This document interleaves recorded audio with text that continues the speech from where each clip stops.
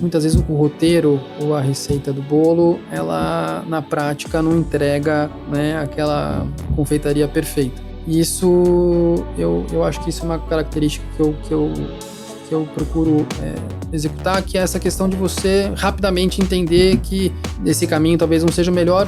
Você sempre fala assim, poxa, será que eu estou preparado? Será que eu estou... Isso é essa síndrome ou esse questionamento, eu acho que ele é um questionamento positivo, porque ele te faz refletir sobre as características que você tem, ele te faz refletir sobre quem você é, e muitas vezes te mostra, olha, você não é impostor, mas, pô, tá faltando isso aqui, né? Tá faltando melhorar, tá faltando foco nisso. Então eu não acho ruim. Eu acho que esse questionamento te faz, às vezes, enxergar algumas coisas que estão faltando mesmo na tua formação, nas tuas habilidades. Esse podcast é um oferecimento da BMW, líder em mobilidade premium. Esse é o podcast Lugar de Potência. Lições de carreira e liderança com o maior headhunter do Brasil. Afinal, tem 1,94 m. Vambora?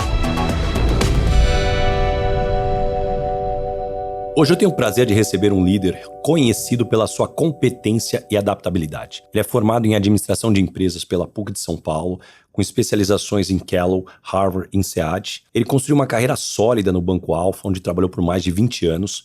Sua trajetória incluiu passagens pelo Private Wealth Management, M&A, Investment Banking, onde ele demonstrou uma capacidade excepcional de liderança e inovação. Em setembro de 2022, ele fez uma transição de carreira importante ao assumir o cargo de CEO da JHS Capital e, mais recentemente, em fevereiro de 2024, ele foi nomeado CEO e presidente do grupo JHSF aqui no Brasil. Agora, o que o currículo dele não conta é que ele é conhecido por sua habilidade única de construir e manter relações de confiança, sendo frequentemente descrito como um gentleman no mundo corporativo. Os amigos mais próximos sempre comentam da sua elegância e capacidade de comunicação, como tem sido fundamental para o seu sucesso nas negociações e construção de uma carreira sólida, sem descuidar do cuidado e o tempo de qualidade com família e amigos. Augusto Martins, que demais ter você aqui no Lugar de Potência. Poxa, Baza, obrigado pelo convite, feliz de estar aqui. Papo antigo nosso, né? Tempo que a gente tenta colocar de pé essa conversa. Obrigado pela introdução. Confesso que eu acho que você foi generoso com a colocação e as checagens com quem você fez também, acho que foi tão generoso quanto. Mas super feliz de estar aqui e da gente poder bater um papo. Muito bom. E Guto, pra gente começar, eu gosto sempre de começar do início, das origens. Me conta um pouquinho quais foram os ensinamentos ou valores que você recebeu da sua família que você acredita terem sido fundamentais para a tua trajetória profissional. Legal. Bom, eu sou nascido em São Paulo, sou o filho mais velho de 4 irmãos. Tenho uma formação familiar de pai e mãe bem misturada. Por parte de mãe, é uma família bem acadêmica. Minha mãe é pedagoga, trabalhou há muitos anos na educação. Meu avô, pai da minha mãe, também ligado à educação, foi das pessoas importantes na formação e criação do Senai, quando a Senai ainda era uma escola de formação de educação técnica. Então, esse lado acadêmico reflete um pouco no meu currículo, na minha história. Eu sempre gostei muito de caminhar junto com a carreira nessa questão da atualização acadêmica. Pretendo em breve também fazer algo nesse sentido, novamente. E por lado de pai, uma formação de origem portuguesa, em que trabalhar era muito importante, né? Meu pai foi um grande comerciante, e então eu acho que eu peguei um pouco disso dele, dessa questão de trabalhar. Comecei a trabalhar cedo, e então acho que essa formação foi uma formação que me trouxe muito valor, né, ao longo da minha carreira, e essa mistura, né, dessa questão da dedicação ao trabalho, que eu acho que essa questão da intensidade da hora de trabalho não tem jeito, acaba tendo impacto no nosso resultado, e essa questão da formação acadêmica, que também eu acho que completa e nos mantém sempre atualizado, né? Mas quando a gente fala de valor, eu acho que, você falou um pouco na introdução, né, das relações pessoais, eu acho que esse é um valor muito forte que tem na minha família, né, da questão dos valores éticos, dos princípios, da formação humana, religiosa, né, do ponto de vista, independente da sua crença, mas essa questão do respeito e da construção, né, do bem.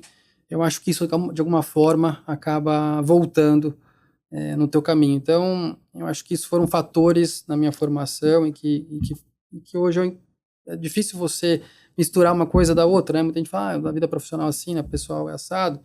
Na verdade, nós somos um só, né? Então, eu acho que essa interferência e esses princípios que eu recebi muito da minha mãe, do meu pai, dos meus avós, eu acho que são princípios que impactam e são presentes no dia a dia da minha vida. E Guto, você comentou que você começou a trabalhar muito cedo já com teu pai. Tem alguma memória marcante da tua infância, dessa época, que talvez pode ter moldado o teu caráter ou visão de mundo? Meu pai tinha revenda, concessionário de caminhão e ônibus. Então, desde pequeno, às vezes saía do São Luís, ia lá acompanhar ele, ou então no fim de semana, né, o comércio abre aos sábados, né? Então era muito comum, às vezes de sábado, a gente ir lá encontrá-lo para poder vê-lo e de lá a gente viajar no sábado. Então eu acho que essa dedicação, e meu pai, do ponto de vista como comerciante, sempre foi um homem muito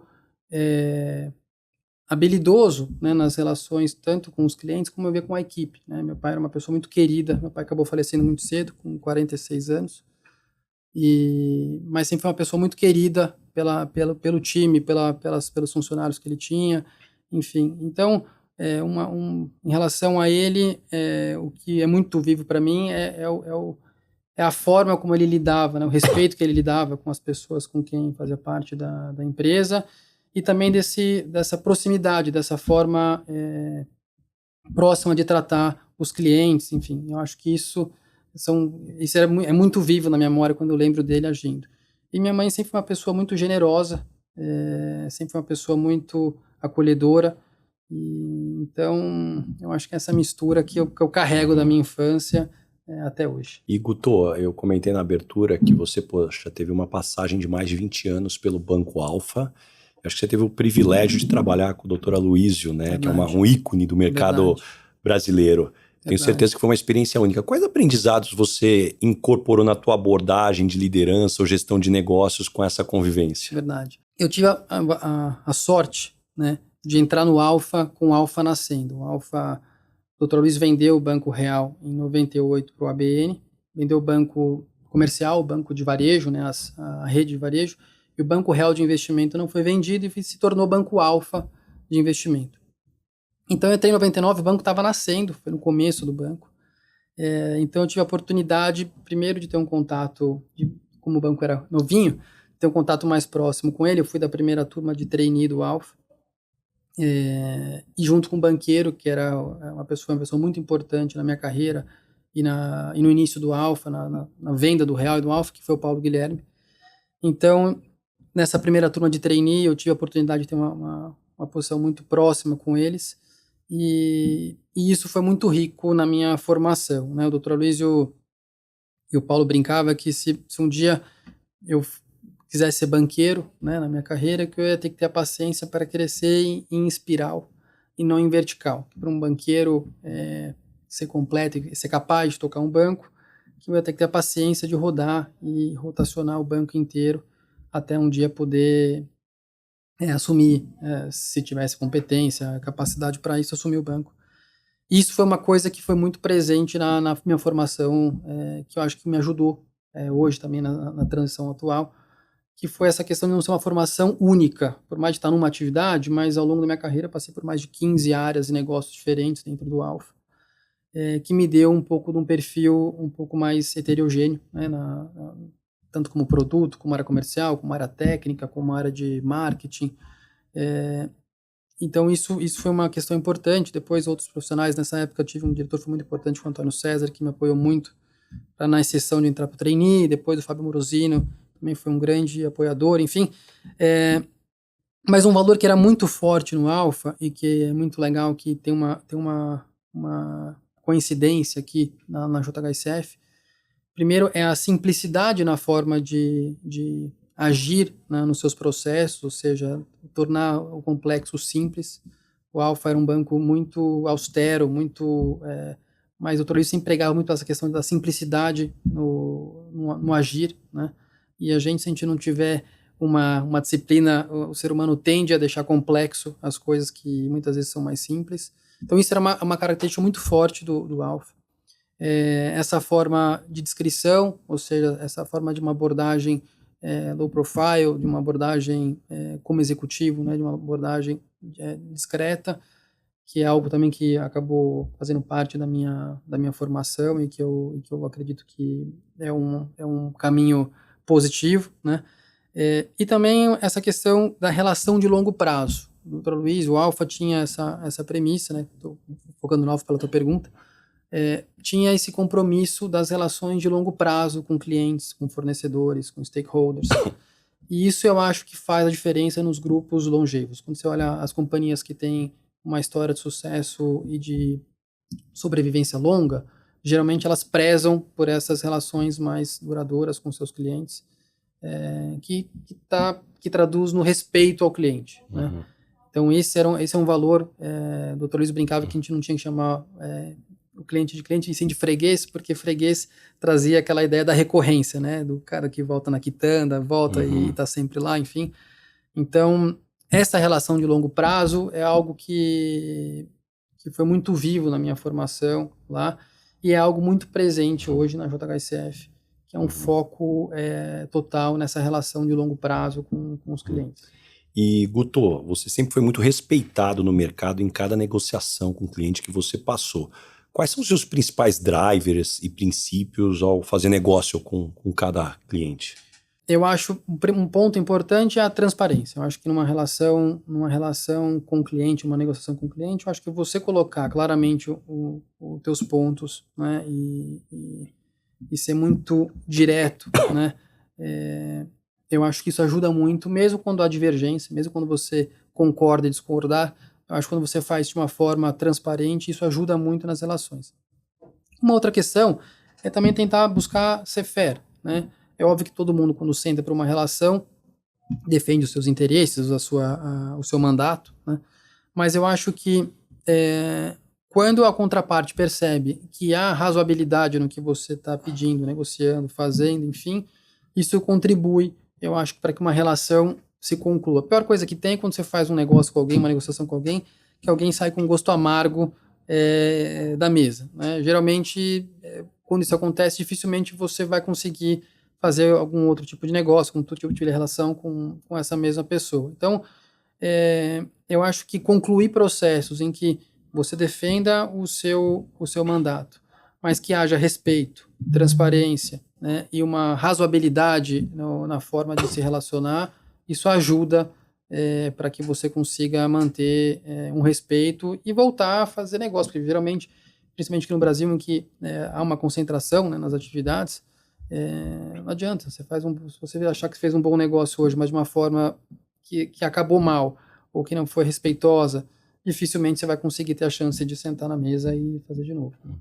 E Guto, eu que te conheço já há bastante tempo, me conta, como é que você consegue dizer não de maneira tão positiva e manter as boas relações, mesmo em situações delicadas? Eu nem sei se eu consigo fazer o que você tá colocando de forma positiva, mas eu acho que o princípio, né, da transparência, o princípio de você explicar com clareza o teu ponto de vista, a chance de com quem você está se relacionando e partindo do princípio que essa pessoa também é uma pessoa de bom senso, geralmente quando você recebe um não de alguém e que você entende o não da pessoa, por mais que você não consiga o que você quer, você geralmente não sai dali achando que você não foi bem tratado ou bem cuidado, né? Então, eu acho que quando você faz isso de uma forma respeitosa e transparente, deixando claro do porquê não, e não agindo de uma forma arrogante, sem respeito, enfim, eu acho que isso facilita para você poder concluir, mesmo quando a resposta do outro lado não seja o que gostaria de receber. E tem alguma situação, algum momento que você possa comentar que esse estilo de comunicação e diplomacia ajudou a resolver um conflito ou alguma crise maior? Bom, isso começa em casa, né? Justo. Começa em casa, mas nem sempre a Maria Eugênia eu consigo dar a clareza que ela gostaria, brincando. Ela é super parceira minha e sempre entende bem, né, quando a gente não consegue fazer alguma coisa que a gente gostaria. Mas eu acho que a minha transição do Alfa para a JHSF foi eu acho que uma transição muito bem feita, muito bem respeitosa, né? Saí de uma casa em que eu trabalhei 23 anos, com um carinho enorme, uma casa que me formou, que me deu todas as oportunidades quando meu pai faleceu cedo e meu caminho não foi pelo caminho dos negócios da família. Então, eu tinha uma relação muito forte com o Alfa, e óbvio que não foi uma saída simples, né? Mas foi uma saída diplomática, ou seja, foi uma saída respeitosa em que eu consegui explicar, né, a oportunidade que eu estava tendo de passar a presidir e liderar a criação de um negócio novo e as oportunidades que eu teria para frente, né, que foi, como você comentou no início, a promoção para eu assumir o grupo como um todo. Mas essa é o mesmo ponto da pergunta anterior, que eu acho que quando você tem clareza na forma de colocar, tem razoabilidade, você mostra para a contraparte, né, ou seja, para as pessoas no Alfa quando eu estava saindo, enfim, que tem uma explicação para isso e que seria melhor para mim, né, e para o meu caminho. Eu acho que isso faz com que hoje eu tenha muito carinho com a família, que hoje não é mais, que acabou vendendo depois em seguida para o banco, mas me manteve as relações de carinho e positivas que eu tenho com os acionistas anteriores e com quem eu encontro até hoje de uma forma super positiva. Você se envolve com as histórias, experiências e aprendizados que eu compartilho aqui em cada episódio? Então pense no efeito transformador dessas lições aplicadas na sua equipe. Conheça mais sobre a minha palestra Lugar de Potência acessando o link na descrição do episódio. Não só inspire, mas revolucione o potencial do seu time. E foi uma decisão rápida, é um processo que ele foi amadurecendo na tua cabeça. Me conta um pouco da tua estrutura do ponto de vista de reflexão e visão de carreira para conseguir chegar nessa decisão. Não foi simples, não foi fácil. Sendo bem claro, foi uma decisão tomada com muita calma, com análise profunda, porque eu vinha 23 anos de uma atividade, por mais, como eu disse, que passei por muitas áreas diferentes, mas dentro de uma indústria, né? Óbvio que no início seria algo correlato, que foi montar a JHSF Capital, ajudar a montar a JHSF Capital, uma atividade que era muito correlata com tudo que eu fiz, mas o grupo é um grupo, é uma holding, né, com 5 verticais de negócios que não tem relação com a atividade em si que eu tinha na JHSF, então é um grupo muito diferente em relação à atividade, então tinha essa dúvida, né? Agora, o que me ajudou muito, primeiro é o respeito que eu tenho, conheço o grupo há muito tempo, conheço o Zeco, que é o acionista controlador, há muito tempo, de uma admiração muito grande, respeito. Eu acho que quando você admira, a admiração, né, e o respeito geralmente já é um passaporte para você ter confiança em fazer um movimento. Então, essa relação de confiança eu tinha e tenho com o Zeco, com quem tem me dado todo o apoio, com o próprio pai do Zeco, com o Fábio no passado, com quem também tive contato, enfim, a família toda, que eu respeito muito. Então, isso foi um ponto importante. Um outro ponto importante que também facilitou nessa mudança foi os princípios. Como eu te comentei, a JHSF tem essa questão do foco muito grande no cliente, dessa questão do foco nas relações de longo prazo, ou seja, de manter uma relação de longo prazo com seus stakeholders, isso é importante. Apesar de a gente a atividade seja no mercado de alta renda, é um grupo muito austero, muito simples nos seus processos, né? Muito conservador na sua forma de analisar a sua condição. E por fim, um ponto que me deu muita confiança e hoje se mostrou assertivo, porque pela velocidade com que foi essa integração, é que o cliente é o mesmo. Isso ajudou muito, tem ajudado muito. Eu, por coincidências, né, do destino, o Alfa era um banco focado no mercado de alta renda, nos seus negócios. Então, nas pessoas físicas era um banco focado em private bank, nas empresas, era um banco focado nas grandes empresas. Então, eu fui criando uma especialização nesse tipo de cliente pela atividade do banco, que é o mesmo cliente que a gente encontra na JHSF. A JHSF é o grupo líder no Brasil, focado no mercado de alta renda, né, no setor de alta renda, nas suas atividades em que ela opera. Então, esse conhecer o teu cliente, né, conhecer as características, é algo que para o mercado de alta renda é muito importante. Essa especialização na alta renda, ela é importante nos profissionais que atuam, que têm essa atividade. Então, isso acabou acelerando muito a minha adaptação.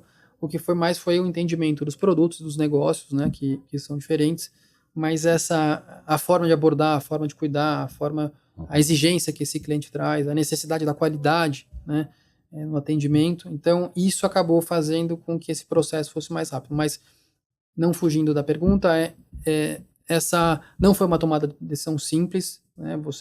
O caminho mais óbvio, se eu fosse aí, o Alfa talvez fosse liderar alguma coisa em um outro banco importante, mas a confiança, primeiro nas pessoas, que eu acho que isso é o mais importante. Os princípios do grupo para onde eu olhei, da JHSF. As oportunidades, né, com que a gente, quando conversou, discutiu. E o respeito, a admiração, enfim, me fizeram tomar essa decisão.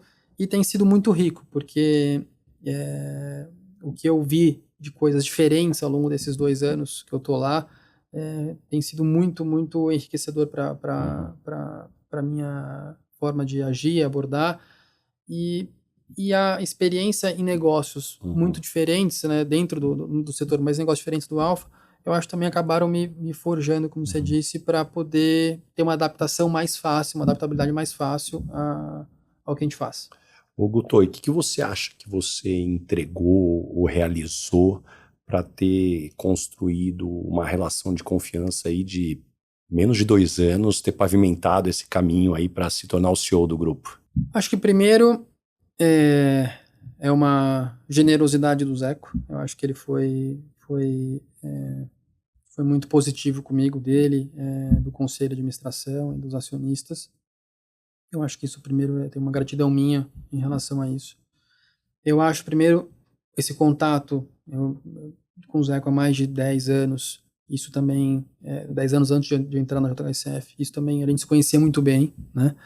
Mas uma coisa é quando você se conhece uma relação, cada um, né, na sua companhia, outra coisa é quando a gente tá junto. E tem uma questão que é muito característica da JHSF, muito característica do Zeco, que é a presença. Ele é uma pessoa muito presente na companhia, vive a companhia, apaixonado pela companhia. Então, essa intensidade, foram 2 anos, tem sido 2 anos intensos, né? Quase que 24/7 aí na relação. Então, acho que essa intensidade acelerou a gente se conhecer mais, enfim, e acelerou esse processo. Eu acho que com certeza, sem essa presença dele, mesmo como chairman, né, executivo da companhia, mas essa presença dele, essa disponibilidade que ele tem até hoje, né, comigo nessa posição agora, estava falando com ele aqui agora há pouco, antes de subir, então isso facilitou e com certeza foi um catalisador para que esse processo acontecesse. Me conta, quando você assume a cadeira agora de CEO do grupo, você é daqueles que faz um plano de 90 dias, me conta como é que você estruturou a tua chegada ali para poder não só conhecer os negócios, mas entender aí as prioridades, a dinâmica. Engraçada essa pergunta. Eu tenho uma grande amiga que ela me deu um livro exatamente sobre o plano dos 100 dias, né? E eu li, um pouco antes de eu saber, eu li o livro inteiro. Algumas coisas eu me planejei, programei para isso. Tentei organizar de uma forma para que isso fosse feito de uma forma processual. É óbvio que quando você passa a olhar, né, por mais que eu já estava na companhia como CEO da Capital, mas não nessa posição, quando você senta, de fato, muitas coisas que você imaginava que o processo fosse de uma forma, você tem que ter essa flexibilidade para poder adaptar. Então, muita coisa que eu imaginei que faria nesse começo foi alterada, né? Mas eu acho que esse é um fator importante para que as coisas possam dar certo, né? muitas vezes o roteiro ou a receita do bolo, ela na prática não entrega, né, aquela confeitaria perfeita. Isso, eu acho que isso é uma característica que eu procuro executar, que é essa questão de você rapidamente entender que esse caminho talvez não seja o melhor, né? E uma pessoa que foi muito importante no mercado financeiro, com quem eu aprendi muito sobre crédito, chamava René Adouin. Ele dizia que a gente não pode ter compromisso com o passado, né? Ou seja, tomou uma decisão, viu que a decisão estava errada, né? A gente tem que ter compromisso com o futuro, né? Você tem que ter a humildade de se recolocar e de olhar que você tem que fazer alguma alteração de rota, né? Então, muito do que eu planejei nos 90 dias eu acabei adaptando um pouco, mas eu acho que, no fim, não é uma corrida de 100 metros, né? A vida é uma maratona. Então, é importante, sim, você chegar de uma forma organizada, planejada, estruturada, né? Mas o mais importante é isso, é você mirar num impacto e num resultado de médio e longo prazo, porque senão não perdura, né? E Guto, você estava comentando que a relação que você tinha com alguns clientes na PJ, depois você tem esses clientes agora consumindo como pessoa física, mas a pessoa é a mesma. E aí a minha pergunta é, a cabeça é a mesma na hora de tomar a decisão na compra de PJ ou na cabeça da compra de pessoa física? O que você aprendeu sobre esse mundo? São abordagens diferentes, né? O cliente, quando está olhando muitas vezes alguma coisa para a tua empresa, para uma decisão para a empresa, às vezes ela é uma decisão um pouco mais técnica, né? E quando está olhando para a sua pessoa física, às vezes a paixão envolve nessa tomada, mais emoção. Então, o que torna uma relação um pouco mais difícil, né? Toda vez que você sai um pouco mais da parte técnica e vai para a parte da emoção. Mas eu acho que esse é o grande desafio, esse é o grande... uma coisa incrível que a JHSF faz muito bem, é entregar para esses clientes nossos esse foco na qualidade do serviço, do lifestyle desse cliente, né? Então, por isso que a JHSF foi abrindo novas verticais de negócio, mais focadas nesse lifestyle do cliente, né? Então, o nosso cliente é o cliente que pode morar no Complexo Cidade Jardim, ou mora na Boa Vista, ou passa o fim de semana na Boa Vista.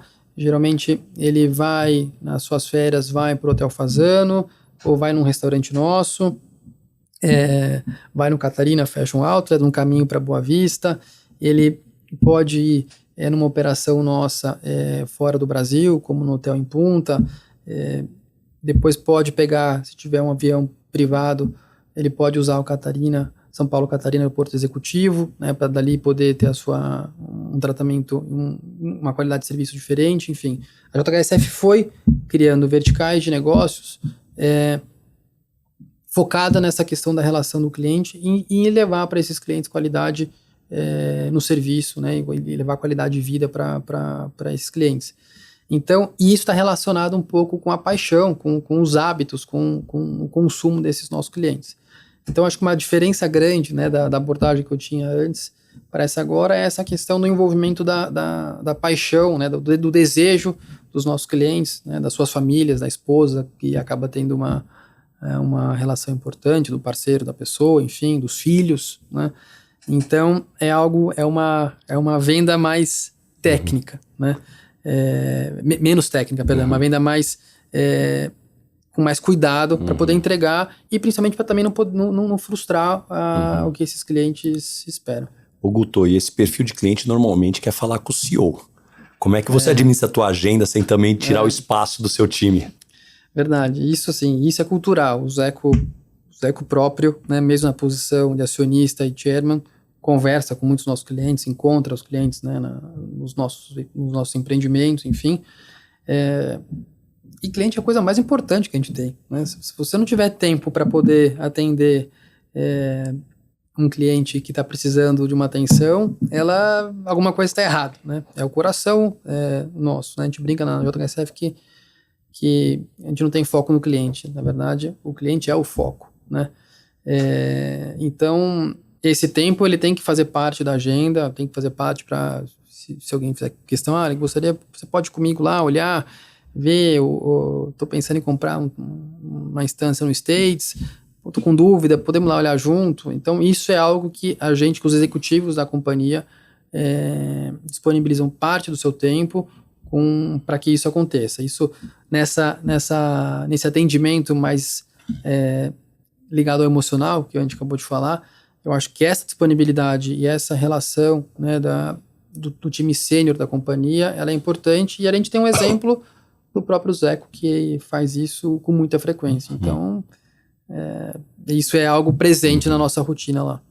E Guto, o que mudou no estilo e no consumo dos super ricos no Brasil nas últimas décadas, né? O que era e o que é hoje? Quais as principais transformações e evoluções para que o mercado chegue aonde ele está hoje? Eu acho que um impacto importante foi a pandemia. A pandemia trouxe para as pessoas esse conceito mais intenso, né? Esse desejo mais intenso de você aproveitar, né, as coisas que você tem prazer, as coisas que te trazem felicidade, as coisas que você te trazem momentos especiais com a tua família, com teus amigos, enfim.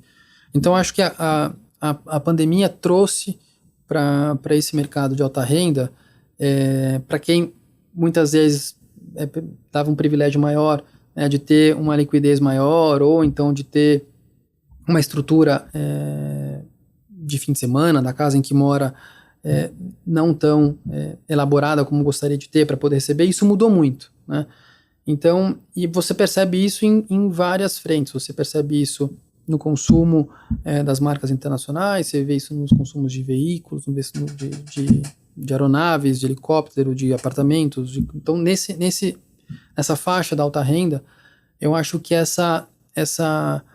esse desejo, né, de aproveitar mais, de viver mais, né, de investir não só na parte com foco na questão do retorno financeiro, mas sim também do uso, né, do seu patrimônio, do recurso que o teu trabalho gera, enfim, isso aumentou bastante. Então acho que essa foi uma grande mudança e que após pandemia isso a gente não percebe uma mudança nessa questão da utilidade, né, do patrimônio que essas famílias possuem em relação aos seus desejos, né?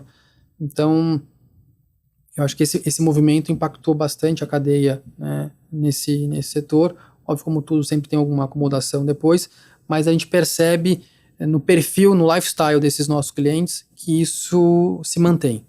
E os hábitos dos super ricos brasileiros são iguais do resto do mundo ou tem peculiaridade no Brasil? Algumas coisas são particulares no Brasil. Por exemplo, a gente tem no Brasil a maior frota de helicópteros do mundo, né? Nós temos uma das maiores frotas de aeronaves privadas, de heavy jets do mundo, né? Óbvio que a gente tem características continentais, né, do nosso país, diferente com países menores, né? Esse é um hábito específico daqui. O brasileiro, ele dá muito valor a essa questão da moradia, essa questão da segunda residência, a terceira residência, enfim. E essa questão cada vez mais forte do consumo interno, né? A gente tem hoje boa parte das marcas internacionais operando no Brasil com preços próximos aos preços internacionais, muitas vezes até com essa questão de um deslocamento cambial. Às vezes o preço aqui fica até mais competitivo lá de fora, tem a questão do IOF, enfim. Então, esse consumo local aumentou muito, né, dessas famílias no Brasil.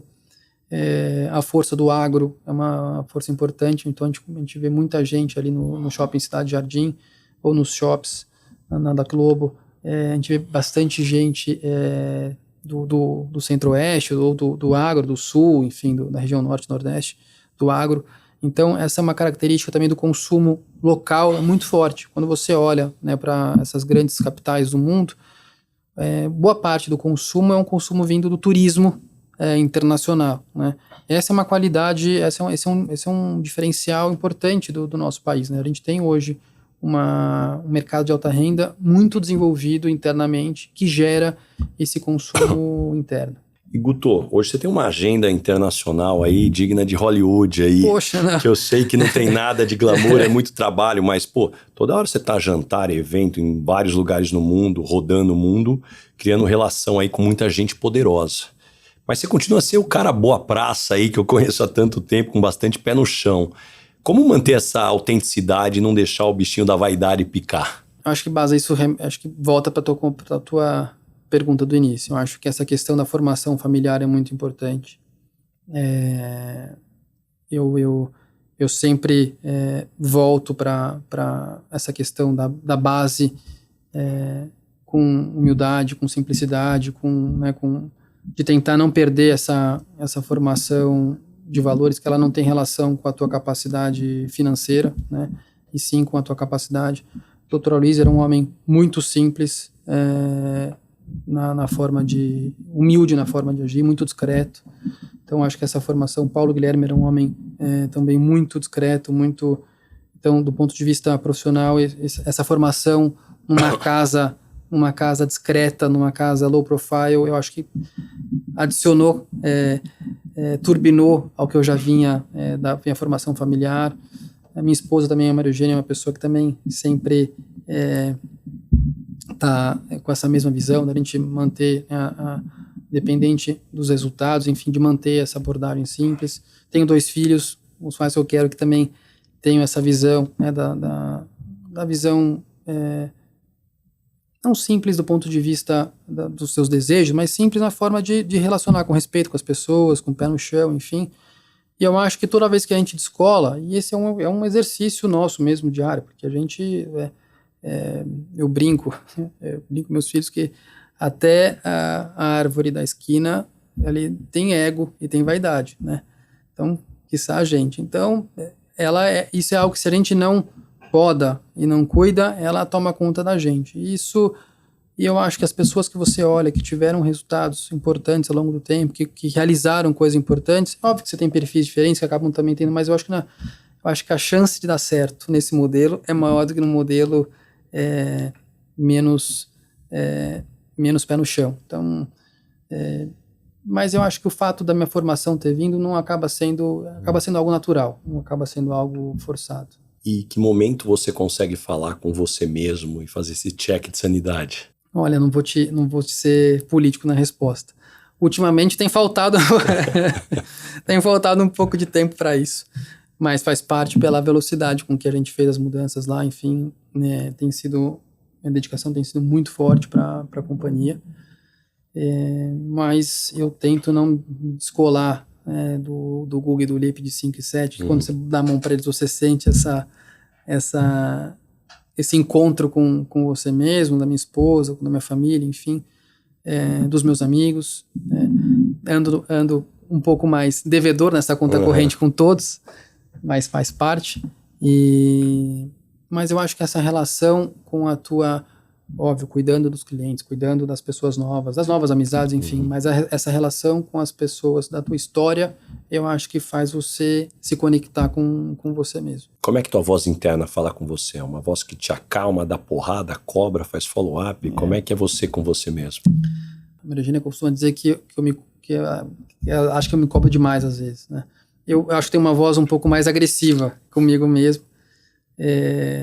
Mas eu acho que acaba sendo bom, porque isso te gera a necessidade de você, às vezes, parar, respirar, olhar para frente, enfim.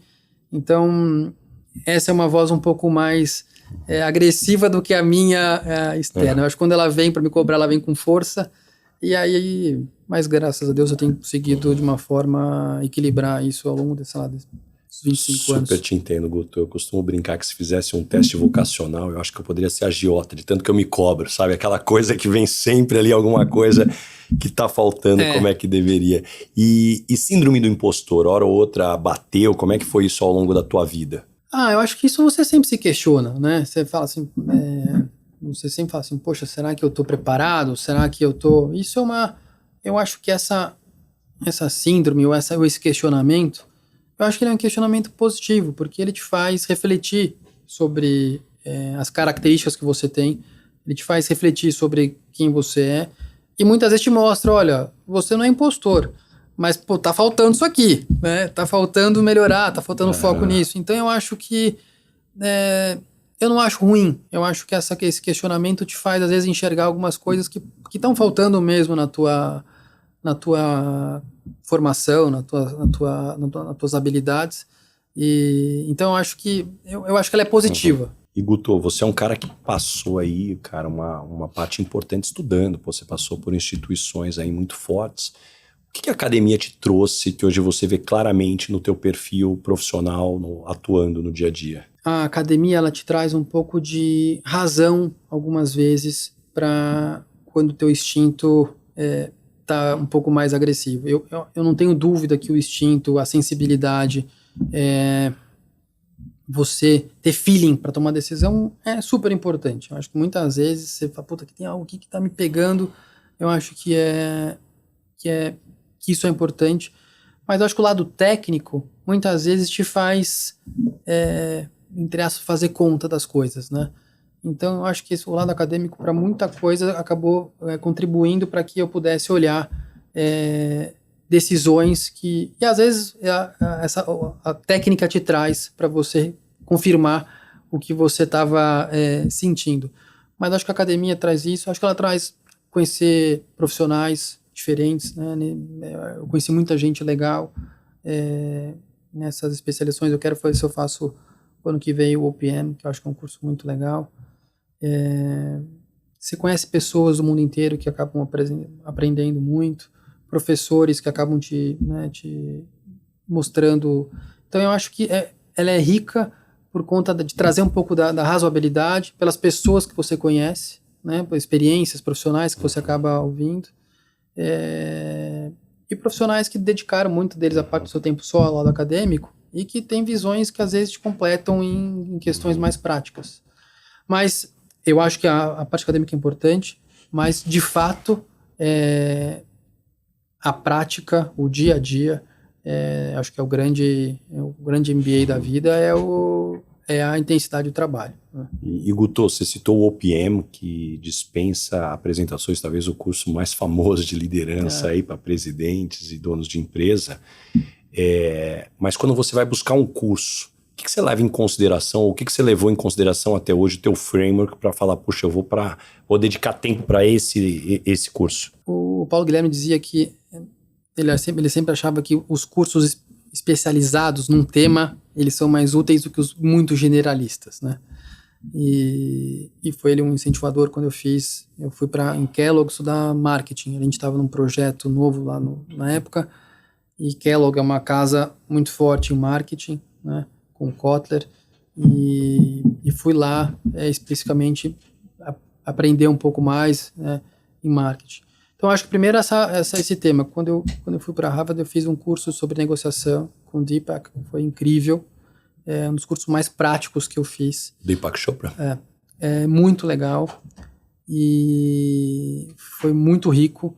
Então eu acho que quando você olha uma tese, né, algo específico que você queira aprender, eu acho que isso foi muito importante. Então eu acho que você olhar algo que te falta na tua formação, ou algo que o teu trabalho a seguir vai te demandar mais, eu acho que isso é muito importante na escolha do que você vai procurar para se aprimorar ou para se especializar. E Guto, qual foi o maior sacrifício pessoal que você já teve que fazer até hoje em nome da tua carreira? Olha, eu acho que ao longo da carreira foram alguns. Quando meu pai teve um câncer no pâncreas muito grave, agudo, meu pai faleceu em 6 meses. Ali foi uma decisão muito difícil. Em alguns momentos eu pensei em sair estava no Alfa, eu pensei em sair do banco para poder focar e estar mais com ele. Por outro lado, eu tinha necessidade do meu trabalho para o meu futuro, para a minha vida, enfim. Meu pai na época falou, não, você tem que continuar, a tua vida tem que continuar. A gente sabia que era muito grave, enfim. Então ali não foi um sacrifício, mas ali foi uma decisão difícil de poder de tomar um caminho do outro. As pessoas com quem eu trabalhava na época foram muito importantes para me aconselhar. Minha mãe também foi muito importante nessa época, mostrando que eu tinha que ter uma responsabilidade para frente, enfim, né? Tinha uma começão da vida, era muito novo, tinha 19 anos. E então essa foi uma decisão, acho, das mais difíceis que eu tomei. Como toda decisão difícil, você sempre fica naquela angústia, será que eu tô fazendo certo ou errado? E é sempre um trade-off, né? Assim, por outro lado, uma outra decisão difícil também, recentemente, meu avô faleceu, eu tinha acabado de entrar na JHSF, eu sabia que ele estava muito doente. Meu avô foi um segundo pai para mim. Eu tive alguns segundos pais, meu avô foi um deles. E ele estava muito doente quando tive que ir para Singapura. E ele faleceu na viagem. Mas são escolhas das responsabilidades que a gente toma, né? E que faz parte do compromisso que você assume, né? Acho que ao longo do tempo, essas decisões foram acertadas porque não teriam também mudado o curso das coisas. Então, acho que talvez se for pegar as mais importantes, lembrando aqui, são as duas. Guto, todas as vezes que a gente se encontra, eu sempre te vejo um cara, você comentou que tua voz interna, ela estava diferente da tua comunicação externa aqui, mas qual que é o teu processo quando você acorda ali com o pé esquerdo, como a gente fala no interior ali, você acorda mal? Não, acontece muito. Primeiro, tentar não deixar a Maria Eugênia, nem o Felipe, nem o Guga serem impactados por isso, né? Porque são as primeiras pessoas que eu vou enxergar. Mas isso acontece com frequência. Ninguém é uma máquina estável, 100% estável, na mesma frequência, na mesma voltagem, todo dia, né? Então, isso acontece. O que eu tento raciocinar nessas horas vai passar. Né? Eu tinha um amigo que trabalhou comigo há muitos anos atrás, um baiano, Silvan. Ele falava que o bom da vontade é que ela dá e passa. Né? Às vezes a gente tem vontade de alguma coisa que não é boa, né? Segura que ela vai passar. Né? A raiva também, o mau humor também. Então, tentar pensar que isso vai... Logo mais, algo vai acontecer que vai te mudar a tua rota. E dentro dessa dinâmica, Guto, como é que você define hoje sucesso e quais são os indicadores que você usa para medir seu próprio sucesso? Acho que o primeiro indicador é você perceber se as pessoas que estão ao teu redor, para cima, para o lado e para baixo, se essas pessoas estão satisfeitas, felizes, contentes. É óbvio que você não está todo dia feliz, você não está todo dia, acontece uma coisa na tua função que deu certo, enfim, mas eu acho que o sucesso é quando você consegue enxergar que nas suas conexões para cima, para o lado e para baixo, que você percebe que as pessoas estão satisfeitas com o que estão recebendo, participando, trabalhando, engajando. Eu acho que isso, quando você vê teu time, um time alinhado com você, um time fiel, né, à companhia, engajado, trabalhando, né, com o coração ali, né, para poder fazer as coisas acontecerem, eu acho que isso mostra que você está tendo sucesso na liderança, né, de quem você trabalha. Com conselho, acionista, a mesma coisa, né, quando o teu acionista, o conselho enxerga que o trabalho está sendo feito, né, com muita dedicação, seriedade, compromisso, responsabilidade, eu acho que esse é uma métrica, né. E acho que muitas vezes isso acontece quando você olha para o dia a dia, na execução, né? Tem muita ideia boa, né? Tem muita genialidade, mas a genialidade ela acontece quando você executa, quando a execução funciona, né? Senão é só mais uma ideia genial, né? Então a execução é algo que para mim, na minha carreira, se mostrou muito atrelado ao sucesso. A gestão, a barriga no balcão ali, fazendo acontecer, é isso para mim que faz a grande diferença em transformar projetos, produtos, negócios em realidade. Porque se você não executar, é um PowerPoint, né? É algo que ficou no papel. Então, o sucesso para mim está muito atrelado à execução. Esse podcast tem um oferecimento de Michael Page, líder em recrutamento e seleção de executivos no Brasil e América Latina. E Guto, chegamos agora no momento Headhunter. Qual que é a pergunta que você sempre faz nas entrevistas para contratar alguém para o seu time?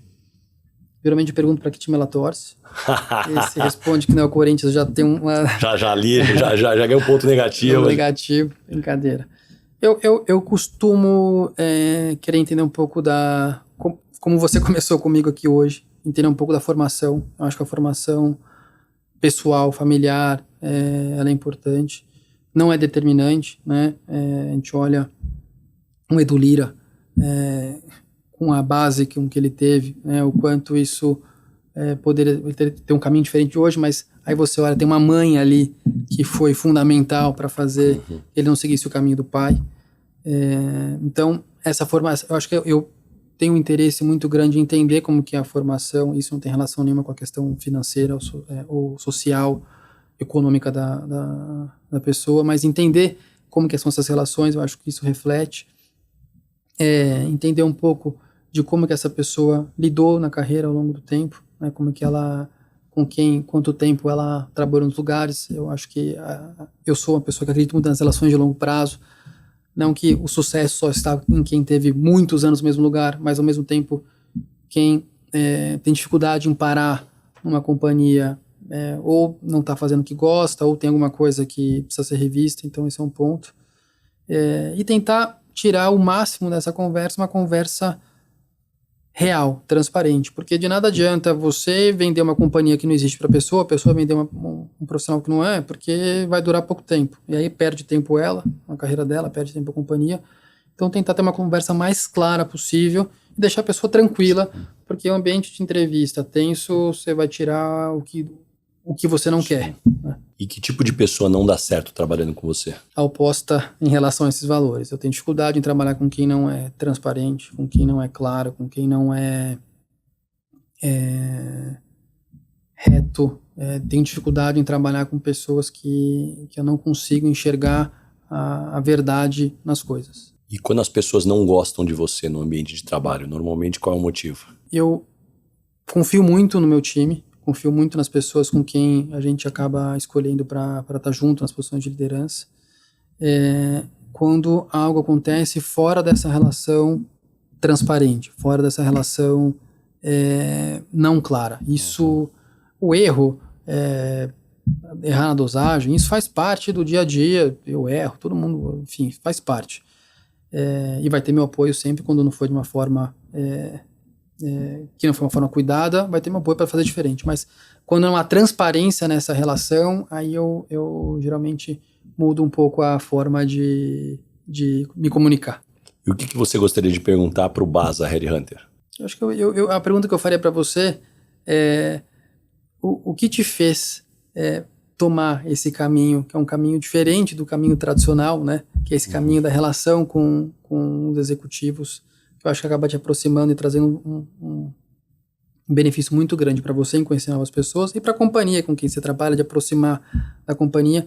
O que te fez dar esse clique na tua cabeça para você passar a ter essa abordagem desse trabalho tão legal que você faz, né, do teu blog, com os executivos, e levar esse conteúdo para as pessoas, enfim.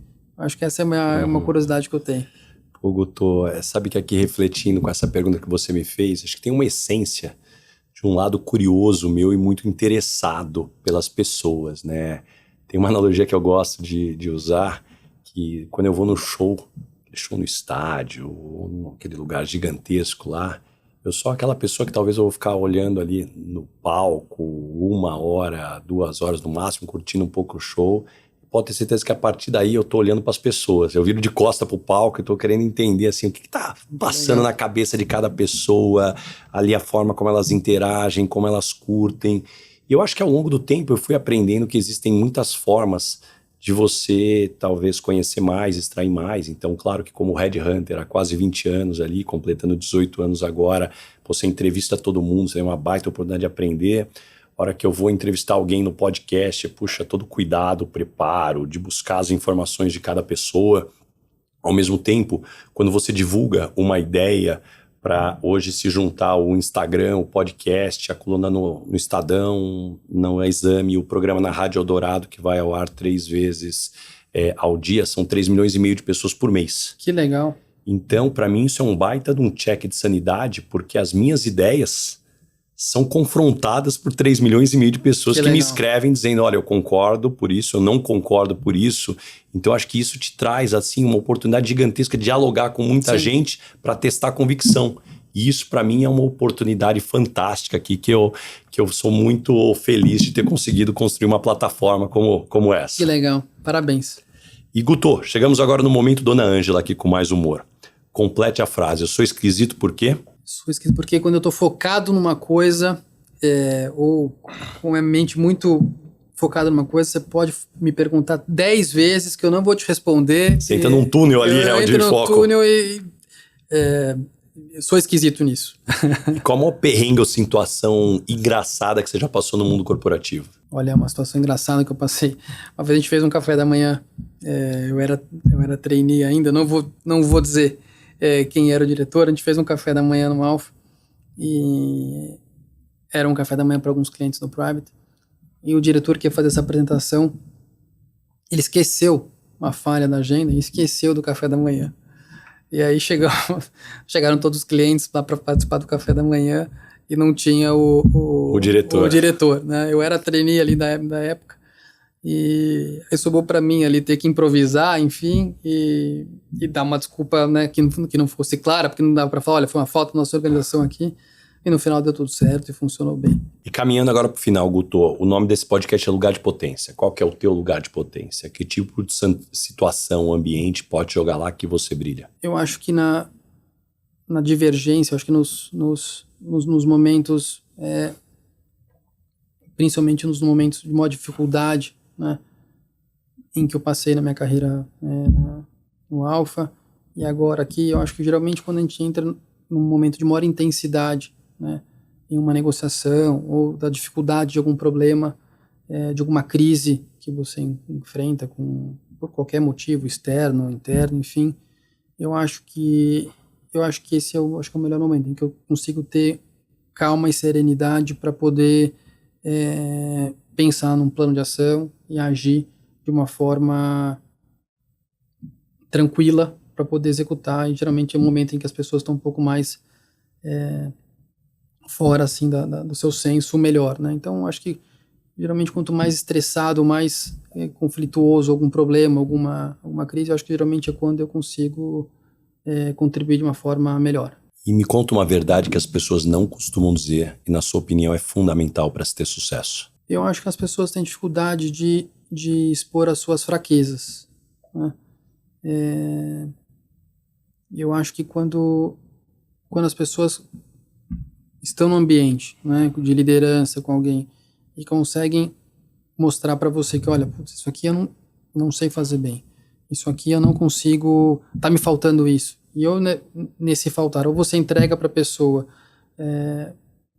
algum tipo de treinamento que ela possa se aprofundar e melhorar, ou então que ela aceite, vamos colocar alguém aqui para fazer isso, o resultado ele acontece, mas acho que na grande maioria dos profissionais tem a preocupação de expor essa sua fraqueza. E acho que isso são raros os profissionais que têm a autoconfiança para poder falar, olha, com humildade, isso aqui eu não sei fazer, ou seria melhor a gente trazer alguém para me ajudar, para isso, enfim. Isso é raro. E o que você aprendeu nos últimos 12 meses, seja em conhecimento ou habilidades? Aprendi muito sobre a necessidade da disciplina dos resultados diários, né? Um pouco diferente da minha cultura, da minha experiência anterior, não cultura, mas o tipo de negócio, que os negócios são mais longos e mais previsíveis. Nos negócios de varejo, nos negócios, né, das operações de shoppings, restaurantes, enfim, a performance diária, né, o batidão mesmo. O batidão diário é muito importante. Então, esse foco na gestão do resultado das operações diária, semanal, mensal, é um termômetro, é um pulso mais importante para esse tipo de atividade. Então,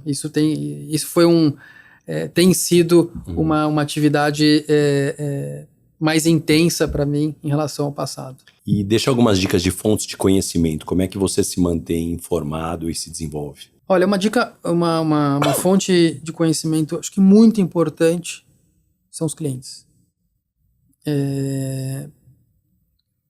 Eu acho que essa é uma fonte muito rica. Você está próxima dos seus clientes, você está próxima dos teus fornecedores. ela é uma fonte para o teu negócio, eu acho que das mais ricas do que você pode ter atualizada para o teu negócio, né? Tem sido muito importante para mim na JHSF algumas pessoas com quem a gente lida. A gente tem a oportunidade de ter o Nizam Guanais como nosso guru na questão de marketing, comunicação. Então tenho aprendido muito com ele nessa relação próxima com ele. A gente tem outras pessoas, tem o Bruno Astuto lá dentro, que é um cara, talvez o cara mais importante no Brasil nesse mundo de comunicação, nesse mundo de moda, um cara muito culto. Então eu tenho aprendido muito com as pessoas que eu tenho a oportunidade de estar lá no meu dia a dia da companhia. Guto, me indica 3 pessoas bacanas para eu convidar para esse podcast e ter uma conversa como essa. Que responsabilidade. Acho que o Nizam é um cara incrível, te recomendo, é uma pessoa especial, diferente, apaixonado pelo Brasil, e essa relação com ele eu tenho aprendido muito. Eu gosto muito da área de marketing, e ele é um cara incrível, então acho que o Nizam é um cara muito legal. Pensando aqui na carreira executiva, um cara que é meu amigo, meu vizinho, que eu gosto muito, é o Paulo Kakinoff. Kaki é um cara especial, um cara que eu acho que tem essa questão low profile, um cara simples, mas muito competente. Então acho que ele é um cara muito legal para você ter aqui. Pedro Faria é um cara também muito legal, uma carreira, foi Tarpon, um dos fundadores da Tarpon, depois BR Foods, depois montou a asset dele, agora tá no Pátria. É um cara também muito legal. Acho que eu te dei 3, né? Boa, mas eu sei que essa lista aí se puxar, vem muito mais gente aí. Vem. E Guto, tem uma pergunta que eu faço para todo mundo que passa por aqui. O que é felicidade para você? Eu acho que a felicidade, ela acontece ao longo da nossa vida de forma diferente, né? Acho que a gente sente felicidade ao longo da nossa vida de forma diferente. Confesso que eu nunca tinha parado para pensar sobre isso, mas pensando aqui rapidamente, eu acho que você sente ela com reações ou com ações na tua vida de forma diferente ao longo da vida, né?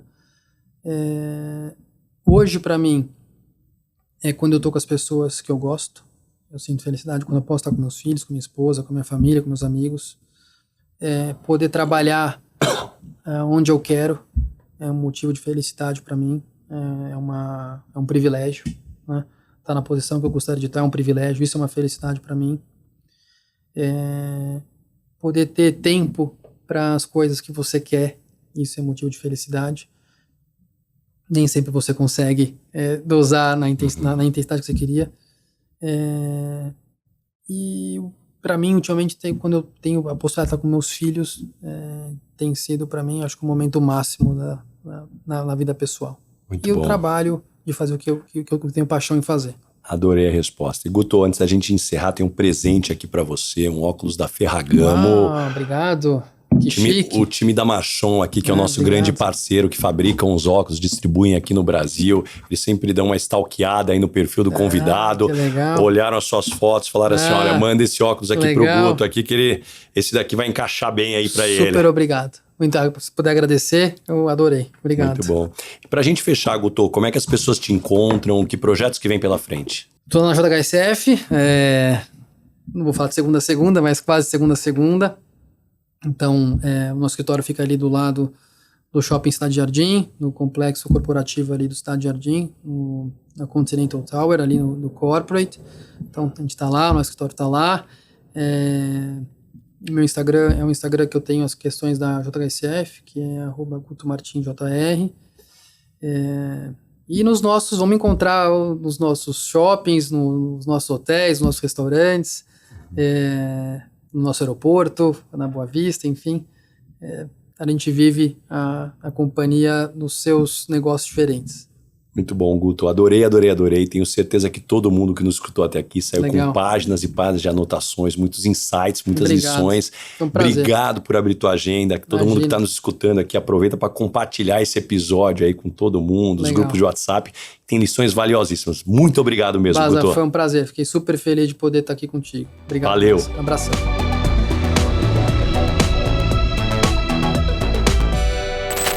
Este podcast foi editado por Felipe Mux.